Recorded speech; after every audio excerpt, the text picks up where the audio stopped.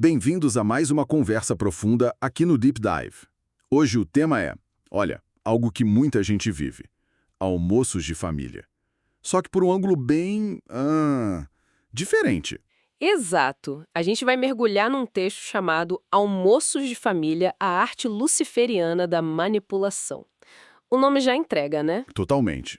E a proposta é analisar esses encontros não só como eventos sociais, mas como palcos energéticos, digamos assim. Uhum. O texto foca muito nisso, em observar, em entender as energias ali em jogo e, como ele mesmo diz, até em usar isso de forma sutil.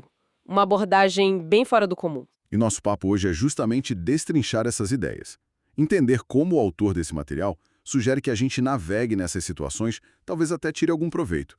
Sempre segundo a perspectiva dele, claro. Sim, é bom frusar. A gente está expondo o que o texto diz. Perfeito. Então vamos começar. Como esse texto descreve o tal almoço de família? Olha, ele pinta um cenário que talvez soe familiar para alguns. Ele chama de circo de máscaras. A comida seria só um pretexto, sabe? Um pretexto para quê exatamente? Para um banquete emocional.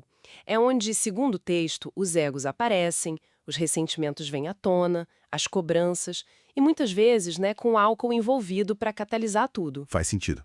E o texto fala da nossa reação física a isso, tipo, quando vem aquela provocação, Fala assim: descreve a resposta bioquímica clássica. o cortisol, a adrenalina, aquele modo luta ou fuga que a gente entra, fica todo armado, né? E o álcool entra aí como um desinibidor geral, imagino. Exatamente. O texto menciona que o álcool meio que desliga o freio do córtex pré-frontal.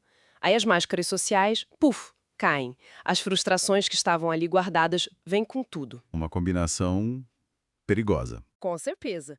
E aí, nesse cenário tenso, que o material apresenta o que ele chama de abordagem luciferiana. Abordagem luciferiana. O que seria isso? A ideia central, assim, é não cair na armadilha da reação emocional. Não entrar na briga, não revidar na hora. É mais sobre observar, quase como assistir a uma peça, mas estando nela. Manter a calma e jogar. Interessante. Não ser reativo. Mas como? O texto dá dicas práticas? Dá sim. Ele propõe o que chama de leis. A primeira lei é essa: evitar a reação impulsiva, cortar o ciclo de ataque e defesa. E como se faz isso? Ficar quieto? Pode ser o silêncio, sim, um silêncio estratégico. Manter um olhar calmo, talvez até um pouco distante. Ou então usar comentários mais sutis, sabe? Tipo, O texto dá um exemplo. Algo como soltar um: Nossa, é interessante como algumas dinâmicas se repetem nesses encontros, né? Assim, meio no ar. para quebrar o padrão esperado, né? Desconcertar um pouco. Exato. Você não dá a resposta que a pessoa espera, você introduz uma variável inesperada. Legal. E depois dessa primeira lei, de não reagir de bate-pronto. Aí vem a segunda lei: transmutar a energia caótica. Aqui a linguagem do texto fica bem esotérica mesmo. Transmutar. Como assim? Ele fala em absorver o que chama de larvas energéticas. Seriam as palavras agressivas, a inveja, a raiva direcionada a você. Nossa. E o que fazer com isso? A técnica descrita é visualizar essas energias sendo puxadas para um vórtice, ali na região do plexo solar, e sendo transformadas, convertidas em combustível psíquico, Combustível psíquico. Uau. E para que serviria esse combustível? para fortalecer a própria pessoa, segundo a fonte.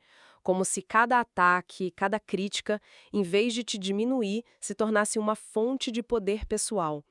O texto até sugere pensar algo como: essa energia que estão me mandando é minha agora, me fortalece. É uma inversão completa da lógica da vítima, né? Bem radical. Muito. E ainda tem mais uma.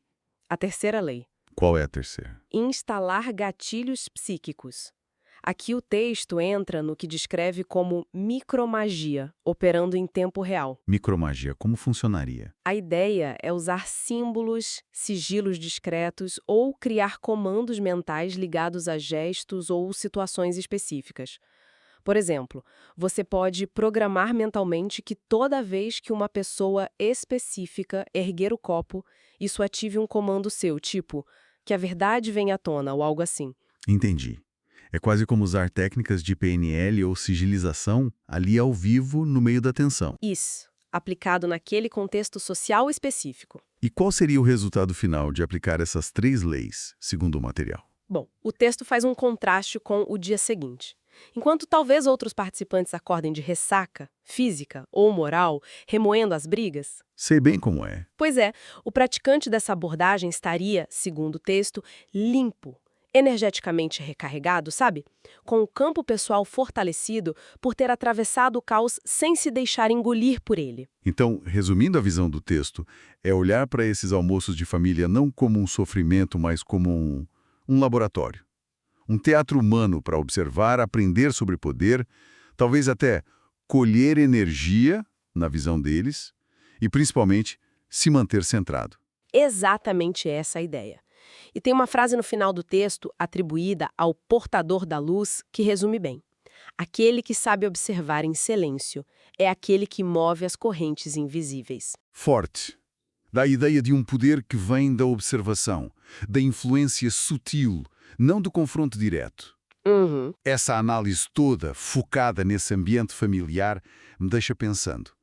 Se esses encontros podem ser vistos assim como campos de troca energética, de manipulação sutil, como diz o texto, será que outras áreas da nossa vida, trabalho, amizades, até o mundo online, não operam com dinâmicas invisíveis parecidas? Fica aí a reflexão.